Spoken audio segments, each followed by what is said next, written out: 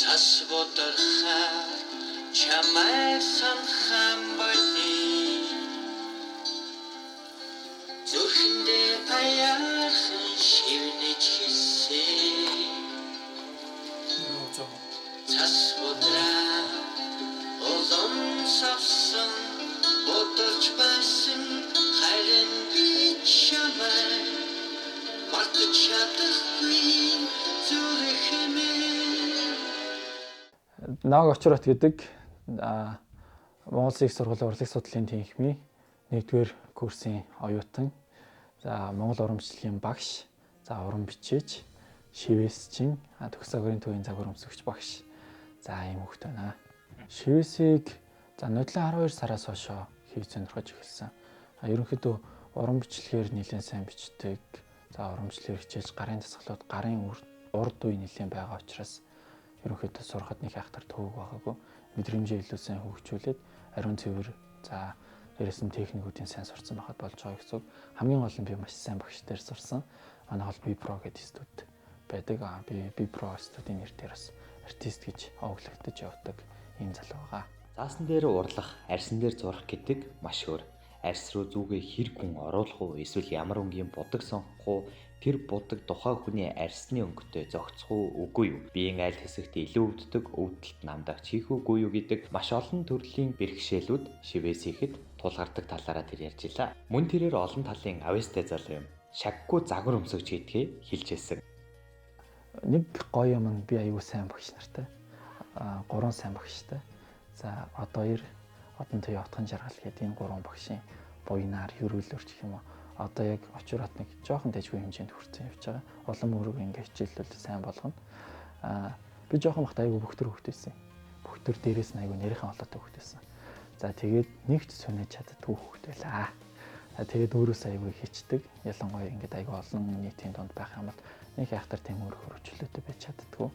Тэгээд тухайд одон төвийн багш бол яг манай Эрдэнэтэд загварын салбарыг үүсгэсэн. За дээрэс нь маш олон жил ингээд явсан хамгийн сайн сургалт гээд манай найзууд явж исэн эмэгтэй найзууд. Тэгээд би ч нэг угаас жоохны өндөр байсан байхгүй. Тэгээд за яг чам шиг юм өндөр хүүхдүүд ингээд загвар өмсөд эхлэх юм бол чи бас ингээд айгүй гоё явж магадгүй найзаа. Хоёул ингээд загварын дугууланд явж үзье. Тэгээд саналаар би нэг найзаагаа дагаад очиж исэн.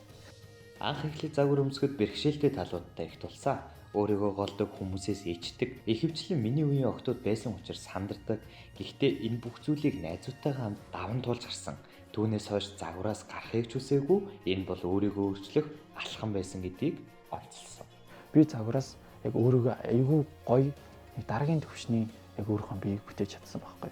За тэгээд үүнийхээ дараа яг жимээр хичээлж эхлээд тэгээд одоо бол ерөнхийдөө нэг хайхтар хүн харахад бол муухай биш.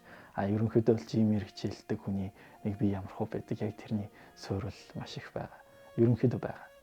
Айлч салбарт яг ингээд гоё идэвхтэй, тууштай байх юм бол ерөнхийдөө амжилтанд хүрэхэд те өөрийгөө ядчил өөртөө таалагддаг хүн болгоход илүү гоё. Энэ бол нөгөө бусдад гоё харагдах биш. Надад өөртөө гоё байхгүй. Нэг амар өөрийнхөө юм голохгүй гэдэг. Би ийм хоолойтой доо, би ийм бүхтэр нуруутай да. Эсвэл ингээд би муухай зурдаг даа ч юм уу тий. Иймэрхүү биш. Зүгээр л оролдоо л үзэх.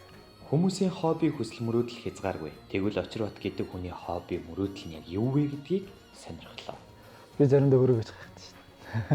Айгуу тийм шинийг эрэл хийдэг. Дээрээс нь нэг юм яг юм бодцсон байгаа зүйлийг гаргахгүй бол тэнцэнээсээ стресстэй төрлийн хүн юм шиг. Нэг хүнд нэг ажил хийгээд өгчий гэдэг юм бол тэргээ заавалчгүй гүйцэлдүүлж иж санаа амардаг. Нэг гоё бүтээл ингээд нүдэнд буугаал те. За ингээд тэрний энэ дээр иймэрхүү маягаар бичэндэ гэдэг эн чин дотроо ингээд төсөөлөгддөг бүтээл хийж байгаа хүнд бол тэр энийгээ төсөөлсөн байхад тэргээ цаасан дээр болохгүй удаад ах юм бол ерөнхийдөө жоохон стресстэй. Тэгэл айгүй олон төрлөөр л нөгөө нэг сурсан юмаа ерөөсөө мартчихгүй улам ингээд сайн болгоод авахын тулд тэрийг л хичээдэг магадгүй нэг бодлын нэрээ хичээдэг төрлийн хүн юм шиг. Заасан дээр буулгадаг тэр төсөөлөл нь нэрийг хичээдэг чанар нь түүнийг монгол бичиг, уран бичлэг гэдэг зүйлтэй салшгүй холбоотой болгож өгчээ.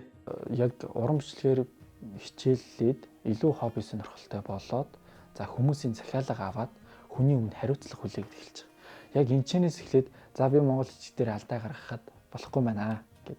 Өмнө нь бол яг гүйцэд уншиж чаддгүй. За тэгээ дүрмийнхээ ойлголтыг сайн мэдэхгүй байсан хөх таахгүй. Харин нэг сайн айгүй олон их хоолн бичлэг хийсэн. Бэрээрээ давтаад.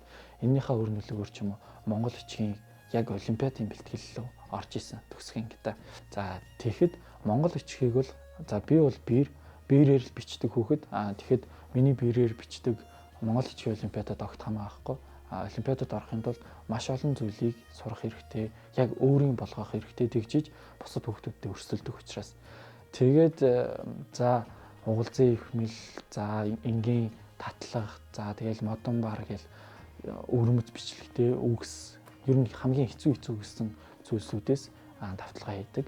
Хамгийн гол нь манай багш сайн учраас би бас өөртөө айгүй сайн суулгаж авсан болов уу гэж боддог. Анх түүний гарт биерийг атуулсан багшийг одоо иргэн багш яв хоёрын холбоо гүн байсан бөгөөд Эрдэнэтийн хоёр сургуулийн хооронд явж бэлтгэлээ хийдэг талаар ярьж байлаа. Олон улсад зохион байгуулагддаг Монгол бичгийн улсын уралдаанд багш яв хоёр хоёулаа баримт шалгарч хийжээ.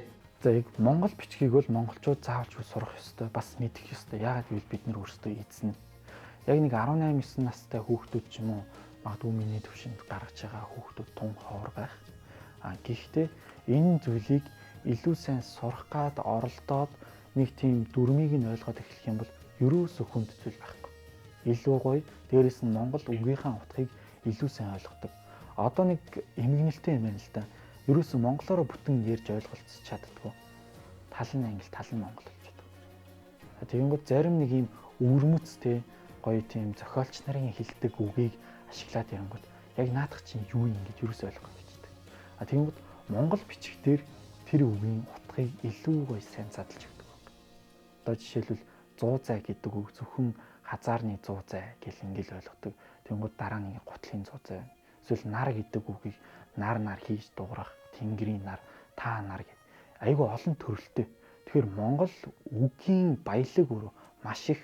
Энэ баялагийг бид нэр зүгээр энгийн утгаар ойлгодог ч гэсэн гүйцэд биш. Миний бодлоор хамгийн дөхөм ойлгох нь монгол бичиг. Тэгэхээр монгол бичиг дээр бол эн чинь ганцхан нэг юм юу биш л те. Одоо жишээлбэл манай багш бол надад тэгж хэлж байсан. Нулимс хий яаж чив гэл. Нил буусуу гэл. Тэгэхээр за ус гэхийг яаж ичдэг юм. За шингийн дандаа сууд хөсгөлтэй байна. Нууц гэхийг яаж ичдэг юм. Нягууцаа. За тэгэнгүүт миний эхлэлтэй яагаад сууд хөсгөлтэй байгаа. Чи боддоо. Вирусо бодоод байх гэсэн. Тэгэнгүүт нулимс бидний нүдэнд ингэж харагддаг. Дандаа энэ нүдний цаанаас гарч ирдэг те. Тэгэхээр нууц зүйлээс гарч ирдэг шингэн зүйл. Тэгэхээр эхлэл нь nii буюу нууц, нягууцаа. Төгсгөл нь суу буюу шингэн төгсгөлтэй. Тэгэхээр нилбуу суу гэд ингэж тэмдэглэсэн байна. Миний хувьд үхээр л хобби. Гэхдээ хоббигоороо мөнгө олдог. Ингээл бол.